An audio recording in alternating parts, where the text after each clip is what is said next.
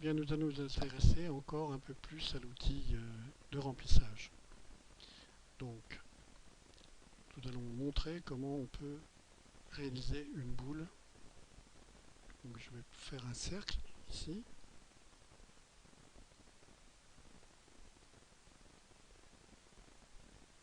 Ce cercle, je vais le peindre en vert, un peu plus comme ça. Et maintenant, je vais utiliser l'outil fil en lui disant que c'est une circulaire que je fais. Donc vous voyez qu'il y a un dégradé du vert très clair, presque au blanc, jusqu'à la couleur interne. Et si je déplace cet élément,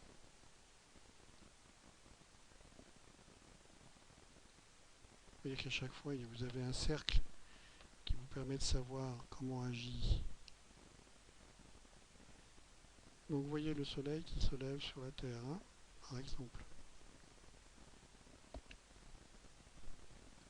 Donc là vous avez une magnifique boule de billard. Alors on voudrait que cette boule qui est posée sur le sol ait une ombre. Comment faire une ombre? Vous prenez toujours le petit cercle. Par contre, nous allons prendre la création d'une ellipse. Alors bien sûr, vous voyez que cet élément-là, il est avec un remplissage qui est toujours le même que celui de l'élément précédent. Comme nous n'en voulons pas, je vais faire fil, flat. Je vais prendre une couleur grise.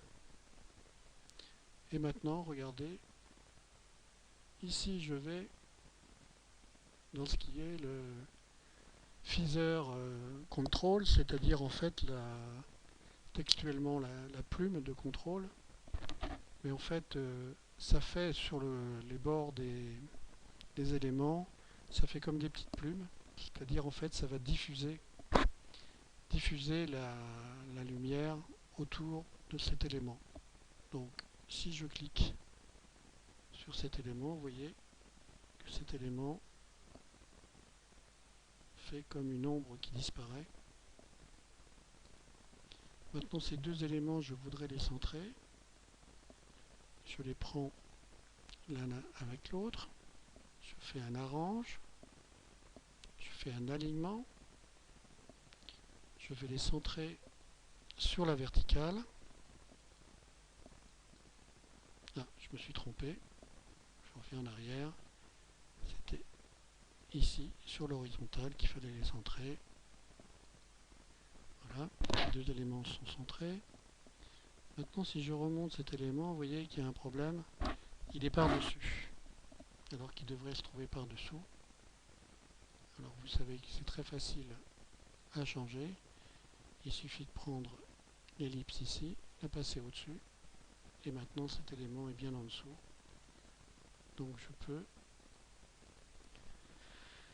mettre ces deux éléments les uns au-dessus des autres pour réaliser cet exemple de projection de lumière sur une boule qui n'existe pas, comme vous pouvez vous en rendre compte.